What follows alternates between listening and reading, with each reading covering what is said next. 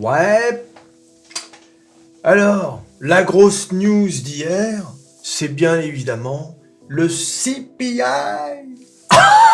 Et alors, qu'est-ce que c'est le CPI? C'est pas possible.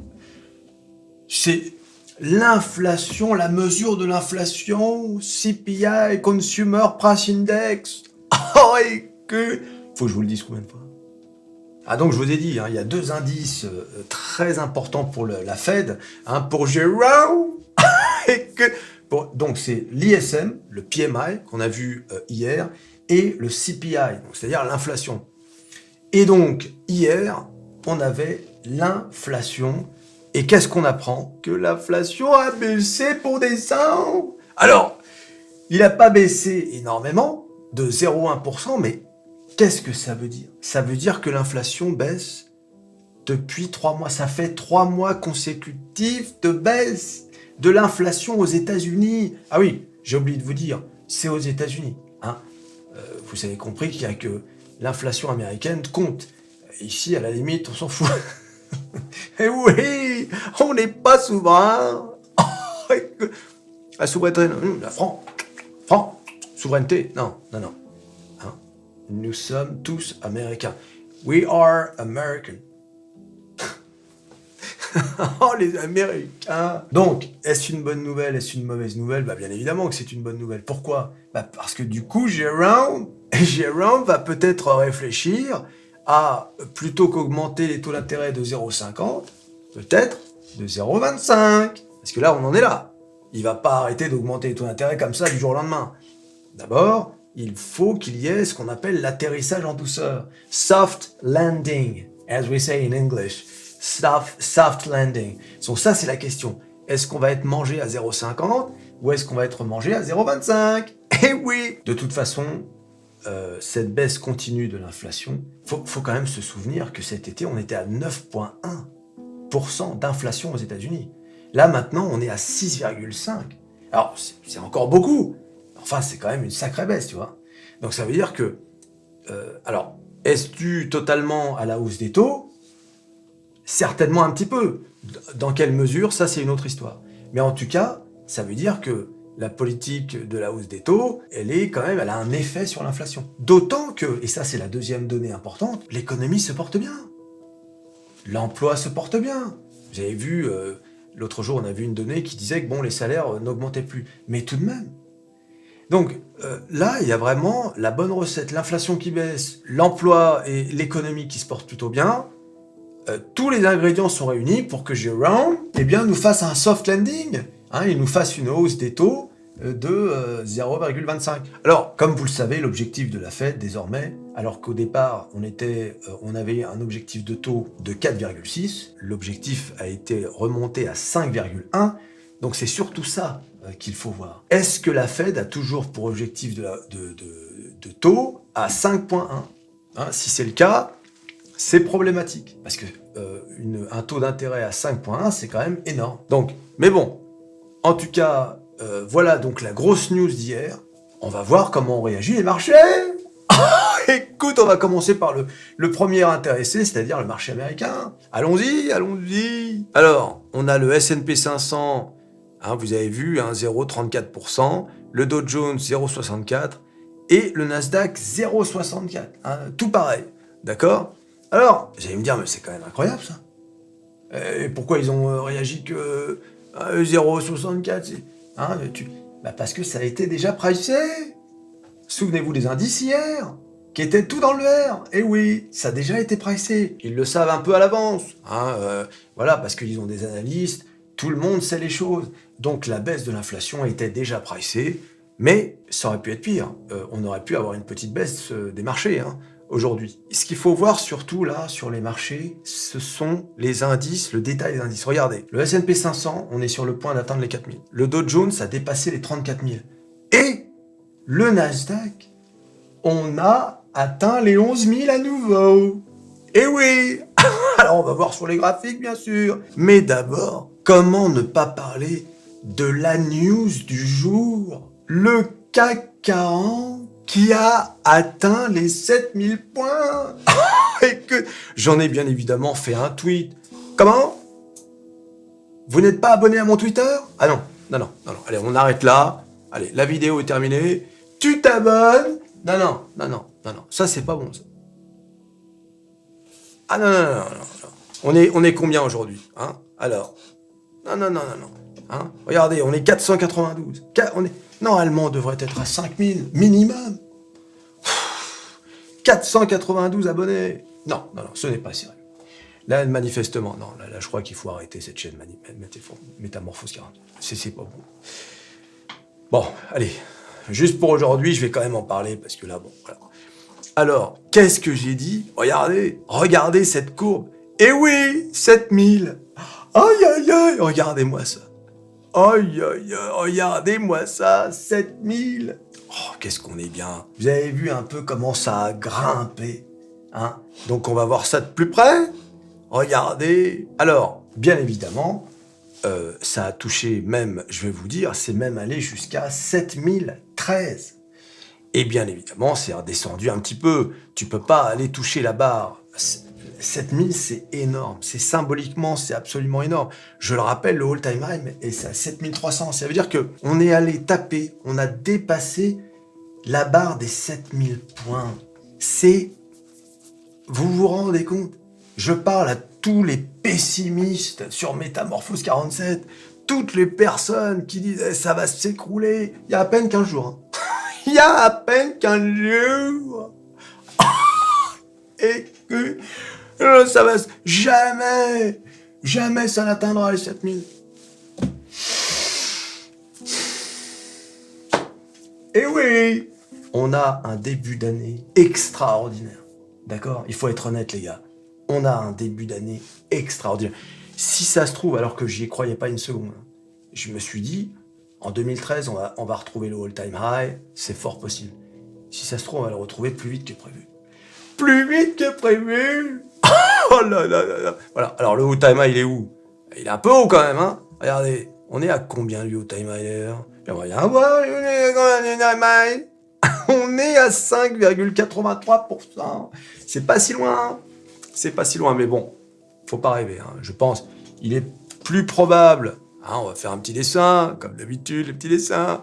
Ah, il est plus probable qu'on vienne ranger, comme je dis hier, voilà, que on fasse ça, voilà. Hein, voilà. Mais tout est possible et surtout, on ne sait pas, on n'en sait rien. Voilà. Et oui, les certitudes. Il n'y a pas de certitude à la bourse. On ne sait pas. L'économie peut être mauvaise, mais la bourse peut être en très bonne santé. Vous savez, mettez-vous à la place des investisseurs quand tout va mal. Moi, par exemple, je me sens plus rassuré à être sur la bourse que partout ailleurs. Je préfère avoir mon oseille chez Total qu'à la banque, pour tout te dire. Et oui, tu vois un peu comment ça marche? Aïe, aïe, aïe. Le Dow Jones. Oh, Jones. Alors, le Dow Jones, bah, c'est très simple. Vous vous souvenez, il a du retard hein, sur le CAC 40, le Dow Jones. Hein, parce que si on prend la zone de support-résistance, regardez, il est venu taper sur la barre haute de cette zone. Voilà, il est venu, regardez, hein, il est venu taper dessus, et bing! T'as vu? Il s'est un petit peu dit, oh, allez, on va toucher, on va revenir en arrière. T'as vu un peu comment ça marche? Eh oui! Écoute, alors la question là, toujours la même, hein, toujours la même. Est-ce que là, on est reparti pour un mouvement, tu vois, baissier, ou bien est-ce qu'on va venir là, le dépasser, le taper, et puis partir à la hausse? On ne sait rien. Rien du tout. Mais ce qui est important, comme d'habitude, vous avez vu, hein, les choses ne se font pas au hasard. Le truc, il s'arrête pas au milieu. Tiens, je vais aller là. Non. Vous savez, il y a aussi il y a le concept aussi qu'on appelle supply and demand. Ça, c'est aussi un truc. Bon, là, on va un peu trading, un peu compliqué, mais il faut comprendre que c'est pas au hasard. Tous ces points ne sont pas dus au hasard. Qu'est-ce que c'est beau quand même. Regardez-moi ça. Quand même, regardez. Donc là, on est le 14 décembre 2022. On vient faire tout ça. Et bing, on revient. T'as vu? On dirait une résistance d'ampoule. T'as vu un peu comment ça marche? C'est fou, hein? Tout ça pour ça.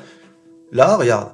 quelqu'un qui trade au quotidien, il vient, il fait son petit trading, allez, et puis accumulation, et hop, on repart à la hausse. Et oui! Oh, c'est tellement beau.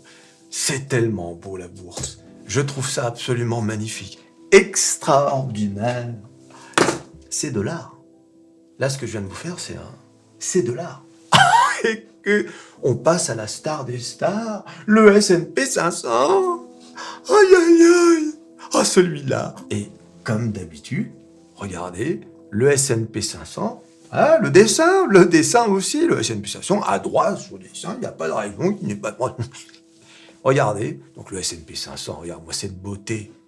Regardez-moi ça. Qui vient taper pile poil sur cette ligne que je vous ai tracée rien que pour vous. Et que, regardez, oh, comme par hasard, elle est venue retaper sur cette même ligne. Aïe, aïe, aïe, c'est bizarre quand même. Et oui, les amis.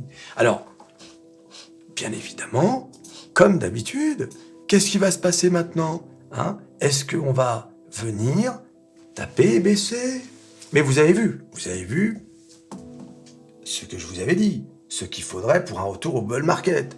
Il faudrait, alors, là, on est au plus bas, d'accord? Donc il faudrait un plus bas, plus haut, ce qui est le cas ici, un plus haut, ce qui est le cas ici.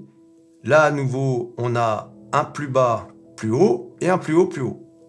Vous voyez comment ça marche? Donc, là, ce qu'il faudrait, c'est impérativement, là, un plus bas, plus haut, nanana, un plus bas, voilà, pour pouvoir se dire, alors, même sans nécessairement parler d'un bull market, mais en tout cas, un retournement de marché. Et oui, le S&P 500, c'est un gros index. Ah oui, c'est un gros index. Ah, je peux te garantir que si tu te le prends, celui-là, tu vas passer à 5 quarts d'heure. Alors, et bien évidemment, désormais, on va passer à la drama queen. Aïe, aïe, aïe, cette drama queen, qu'est-ce qu'elle nous a fait encore? C'est ça la question avec elle. On ne sait jamais ce qu'elle nous prépare. Ah, encore une de ces crises. Quelle hystérique, cette drama queen. Oh non, non, voilà, comme d'habitude. Oh, elle a toujours raison. Regardez, voilà, il n'y a pas de secret. Il n'y a pas de secret, il suffit de s'abonner à Métamorphose 47. Abonnez-vous. Aïe, aïe, aïe, partagez surtout. Que tout le monde se fasse un peu d'oseille. Il n'y a pas de vous. Après tout, votre famille, vos amis, vous voulez pas qu'ils se fassent un peu d'oseille? Quel genre d'amis vous êtes, vous? Regardez, on est là, on est là, on est là, on est là. Voilà. Là, on va ranger un peu aux alentours de la partie haute de toute cette zone de range. On vient là, sur la partie basse du range. Et qu'est-ce qu'on fait? On remonte vers la partie haute du range. Il n'y a plus de surprise avec le Nasdaq. On continue de ranger entre 10 300 à peu près et 11 300. Dans cette partie-là, on est monté jusqu'à 11 600. Mais vous voyez, on est toujours en train de ranger avec le Nasdaq.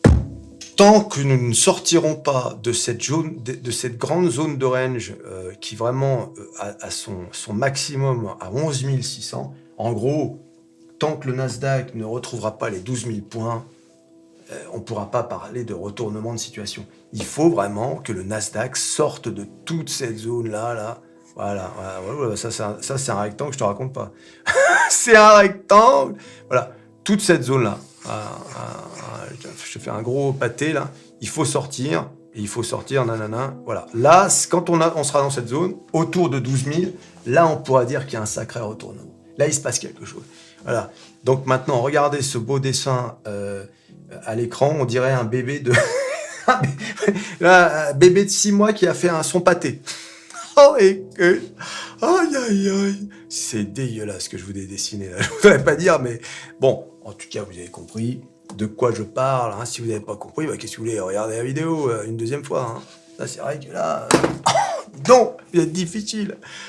Voilà, pour les indices, c'est quand même quelque chose. L'euro-dollar, regardez l'euro-dollar. C'est bien simple, il ne cesse de monter.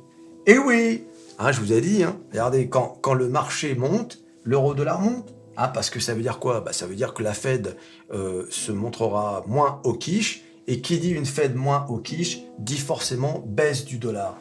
Qui dit baisse du dollar, bah, dit montée de l'euro, et que, voilà, regardez, l'euro-dollar, alors que la dernière fois que j'ai fait une vidéo sur l'euro-dollar, on était dans ce range-là, tu vois, j'ai encore le rectangle que j'ai pas effacé, et regardez, le range, il allait jusqu'à 0,6, 1,06, 1,067.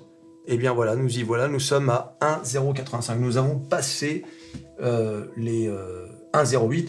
Et bien sûr, l'objectif numéro 1, c'est bien, alors déjà 1,09, mais surtout la ligne rouge qui est là, qui est 1,10 $. Et oui, 10 cents. Et oui, ça c'est vraiment la prochaine étape, la grosse résistance, c'est 1,10 $. Donc là aussi, à surveiller pour ceux qui tradent l'euro-dollar, bien évidemment. Alors, la météo, les tweets, rapidement. Et Meta qui n'en finit plus de monter, 136 $, avec aujourd'hui 2,56. Voilà, donc Meta qui a pris plus de 13% en un mois. Voilà, il y avait de l'oseille avec Meta, il y avait de l'oseille. Surtout pour ceux qui ont pris à début novembre à 88 $. Alors eux, ils ont fait une fortune, hein, il faut être honnête. Hein. Voilà. Atos a touché les 13 € aujourd'hui. Vous vous rendez compte, Atos, ça n'arrête pas de monter. Depuis l'annonce de la participation d'Airbus, Atos explose tout. C'est incroyable. Voilà. Plus 34% en un mois pour Atos. C'est vraiment... c'est du délire. Voilà, donc... bon, bah, de toute façon, on a parlé de la principale news. Une mauvaise nouvelle pour les actionnaires d'Ubisoft, puisqu'Ubisoft a pris Ubisoft a perdu 15% aujourd'hui. L'éditeur de jeux vidéo anticipe désormais un net booking en baisse de plus de 10% sur son exercice 2022-2023 et non plus en croissance de plus de 10%. Voilà, bon, mauvaise nouvelle pour Ubisoft, pardon. Espérons que Ubisoft s'en remette. Moi, j'ai été actionnaire à un moment donné, il y a plusieurs années, sur Ubisoft. J'ai vendu, je me souviens, l'action était à 53. J'avais acheté ça 8 €, j'ai vendu à 53. J'étais dégoûté, vous savez pourquoi ? 6 mois après, l'action allait à 100 €. J'ai dit, mais pourquoi t'as vendu à 53 ? Bon, je me suis quand même fait un sacré billet. Mais c'est tout ça pour se souvenir que il y a quelques années, Ubisoft était à 100 €. Et ben aujourd'hui, Ubisoft est à 20 €. C'est quand même malheureux. Mais bon, hein, voilà. Et bien sûr, Orpea, moins 15% aujourd'hui. Et oui, après la hausse vertigineuse de la dernière semaine, comme je vous ai dit, c'est un titre qui peut prendre 15% un jour, moins 30% le lendemain. C'est très volatile. C'est un titre pour faire de l'oseille, pour trader. Voilà. C'est trop insecure en ce moment pour pouvoir se placer sérieusement sur Orpea. Voilà, on ne sait pas trop ce qui se passe. Tu t'abonnes, tu likes, tu partages, tu cliques sur à peu près tout ce qui peut être cliqué, tes lunettes, ton nez, et on se revoit à la prochaine vidéo. Allez, salut!